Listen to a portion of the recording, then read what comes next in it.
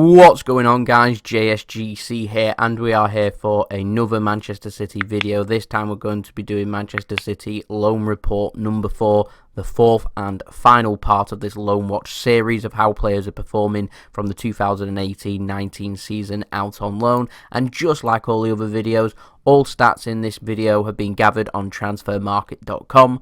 All stats have been based on league appearances, league goals and league assists, so no European and no cup games included. So we're going to crack on with this video, and we're first up going to be talking about Manu Garcia, who went out on loan to Toulouse over in France. Now, the 21-year-old Spanish midfielder has made 25 appearances, scoring no goals but getting 4 assists and starting nearly 70% of Toulouse's games in Ligue 1 over in France. He's holding his own and he's doing very well, in my opinion, which is what we like to see from players heading out on loan. When you give players a chance and they start games, they prosper, and that's what's happening here. I'm not too sure what the future is going to hold for Manu Garcia, whether we're going to be loaning him out again or whether we're going to seek a permanent transfer. In my opinion, he's gone out to a difficult league and done very well. So what's next? Well, where on earth can we go from here if Manchester City are looking to sell? Perhaps this is the peak in market value for us to sell him before he needs to push on with his career. Honestly, I don't really know what the future holds for Manu Garcia. Like I said, he's done so well over in Toulouse. Will they seek a permanent transfer?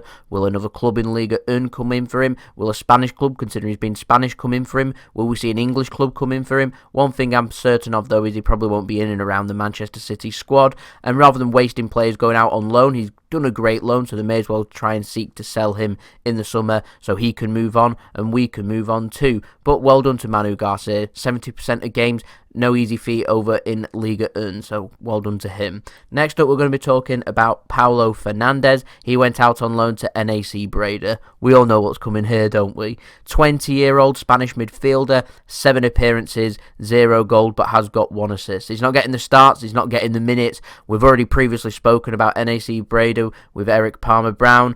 For example, they're not using the Manchester City loanies that have been sent out there on loan, so it's calling into question now, should we be sending players out to Breda whilst we've got the coach that's doing that next season?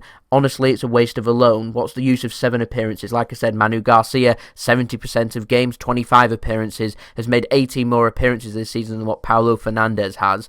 And in my opinion, in a more difficult League 2, and Toulouse aren't doing too bad either. So yeah, it's an odd one for me, and I'm not too sure where we're going to go here for Paolo Fernandes, where we're going to send him out on loan. It's all very frustrating, and if I'm honest, I don't agree with this loan policy of sending players to Breda and Girona. It's almost like you're dumping them on them, they're calling into question their attitude, and all of a sudden they're not getting many minutes, and it doesn't seem to work.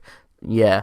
So next up, we're going to be talking about Matt Smith. Went out on loan to FC Twente over in the Eredivisie in Netherlands, and unlike with NAC Breda, he's done very well. 19-year-old Welsh defensive midfielder. He's even been called up by Wales this season for the national squad. 27 appearances, 2 goals, 1 assist. Played, listen to this, 93% of games for FC Twente in the Netherlands. Very good. Absolutely excellent. He's getting lots of minutes. He's getting lots of playing time. And just like Manu Garcia, he's prospering because of it. It's wonderful to see. Now this, in my opinion, is how a loan should be. He's been sent out abroad. He's getting minutes. His market value is getting increased. He's doing very well. There has to be interest from FC Twente in Matt Smith. But now, because he's doing so well, there's going to be interest from right across Europe, not just in the Eredivisie. I imagine other clubs in Europe will be looking at Matt Smith, and also over in England too. He's a homegrown player, he's doing very well, and it's wonderful to see. Like I said, this is how loans should be. He's only 19 years old too. City could choose to loan him out again, it wouldn't surprise me. He's not as old as Manu Garcia, he's a couple of years younger. The future's only up for Matt Smith, so they need to make sure that they get his next loan move right if we are going to loan him out to somewhere. So it'll be interesting to see where he ends up, and I'm looking forward to tracking his progress. Now next up, we've got Lukas Nmecha, one of the most interesting players that's been sent out on loan by Manchester City. Now he was sent out to Preston North End, just like Brandon Bark was, that we covered back in Loan Report number 2, the 20-year-old German striker who's recently declared for Germany at under 21 level. Now that may mean his market value has gone down, because I think he holds a German and English passport. Because he's not an English player, it means then that he isn't going to be worth as much. English players tend to be worth more, particularly young, good English players. So his market value, particularly if English clubs are coming in, will have decreased. However, his value for Germany may well have just increased. 32 appearances for Preston North End, scoring 1 goal. Might be 2, a little bit dubious in my opinion, but getting 7 assists, so 7 assists not too bad. It's not the most impressive of stats when you look at it. You've got to have a watch of Preston to see how they played, to think actually he's doing more for the team than just scoring goals. He's participating, playing out of position, sometimes on the wing, sometimes drifting in, sometimes drifting out. He isn't playing as an out-and-out striker that's looking to score goals, but actually helping the team. And in my opinion, he's working hard. And he just needs a few more goals, in my opinion. That's all he needs. Is Preston the right move for him? I'm not too sure. I was looking at Nmecha going out and starting near enough every single game. That's what would be needed. Nmecha, in my opinion, is a 15 to 20 goal striker in the Championship. Should he be put up top and his job is only to score goals? Like I said, though, Preston North End, they don't really play like that. They're looking for the players to get stuck in. They're looking for them to come back, defend, then go forward, hit teams on the counter-attack, hold up the ball, get the wingers involved, etc, etc. So he's doing a lot for the team whilst kind of sacrificing himself for the greater good, if you get where I'm coming from. He's a good Championship striker, though, and I reckon he may well be loaned out again. It wouldn't surprise me to the Championship again. Will it be Preston North End? I'm not too sure. Will it be another club? I'm not too sure. There was a lot of interest from him in the Championship last season. I think one thing's important, though, if we're loaning Nmecha again next season, it has to be a club where he is going to be starting games, not just coming off the bench and not featuring in some games, but starting every single game, and that's what they've got to be seeking for. So, in my opinion, I feel like he may well be better suited heading abroad, just like I've talked about with Manu Garcia, just like I've talked about with Matt Smith, not heading to one of our feeder clubs that's in the CFG, but heading to a club that actually wants him and you will utilise him. I do think that the Bundesliga, which is a division which is more quality in it, in my opinion, than what the Championship does, and I'm almost certain he'd get a lot of games. Just look at the success that Sancho's having, the success that I'm sure that Matondo is going to have, but they've left permanently. Will Nmecha leave permanently? I'm not too sure. I have seen some Preston rumours floating around here and there saying that PNE want to sign him permanently, and in my opinion, completely unrealistic. I've never seen Preston spend more than £1 million, and Nmecha, I'll guarantee you right now, is worth a lot more than £1 million to Manchester City. You'll be looking at the price that's been paid for our other young players. Matondo was worth £6 million, I think, which was rising into double-figure £1 million sums, and Jadon Sancho, I think, was 8 to 9 million, which was rising to around £10 million, and I think that's the kind of figure you'll be talking with Lukas Nmecha too. Preston North End just simply won't pay that. Other Championship clubs, on the other hand, might. But like I said, to get him to that top value, I feel like he needs to go out on loan and prove himself once again next season. Where that might be, I am not too sure. Will it be Preston? It could be. Might it be another division?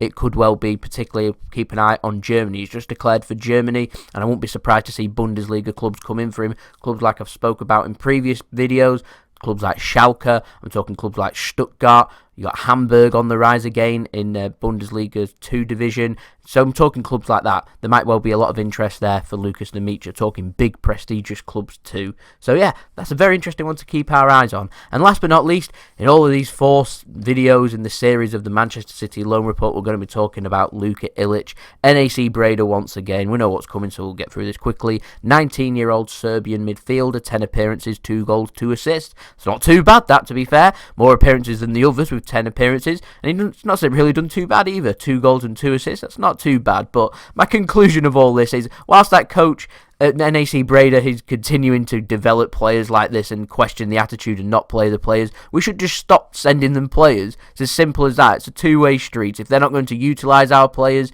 then send the players elsewhere. I've seen this from Celtic in the past. I've seen this from Girona in the past. It's getting a bit embarrassing, and I'll be even more embarrassed if Man City continue to do this next season. Luka needs more minutes. He needs another loan, and stop wasting these players. Send them out. I can understand now why Pep starts to hate the loan system so much, because it only takes for the player to not do so well or get the attitude questioned, and all of a sudden you're in a situation where they've wasted a year of their lives, and it's nothing they couldn't not learn at Manchester City with our great training facilities, our great youth teams, our great youth coaches, and also a couple of players getting promoted to the first team squad because they're homegrown players and they don't have to be registered for big competitions like the Champions League. So it's a waste. It really is. So we'll keep an eye on this loan for next season. Obviously, I'll be covering them in the transfer update, so make sure you stay tuned for that. And like I said, we'll have a loan report out again next year, where hopefully we'll have more good news, because there's been some good success stories, Matt Smith being one of them, absolutely outstanding. There's other players that's done very well too, like I've covered Manu Garcia.